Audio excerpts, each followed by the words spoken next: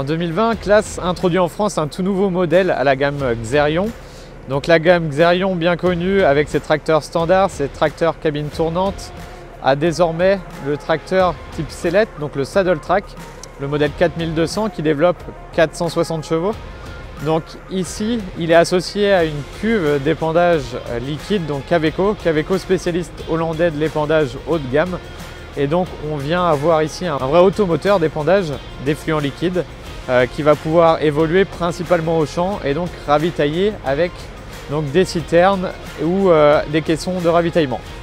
Donc l'ensemble complet est disposé de la manière suivante. On a une unité frontale à l'avant qui va gérer toute la partie pompage et qui va permettre de pomper directement au champ, directement dans la citerne ou dans un caisson. On est en gros diamètre, donc 250, et on vient accélérer le flux jusqu'à la pompe. Une pompe qui débite 9000 litres minute de la marque Vogelsand.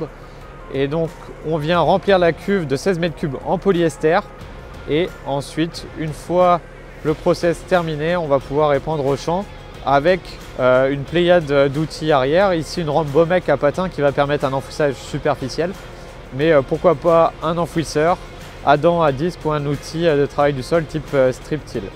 Le gros avantage de cet ensemble, c'est vraiment le tassement du sol, puisque le Xerion va pouvoir évoluer avec une marche en crabe et avoir ces 4 pneus de 900 qui vont évoluer côte à côte et diminuer de façon très intéressante le tassement des sols.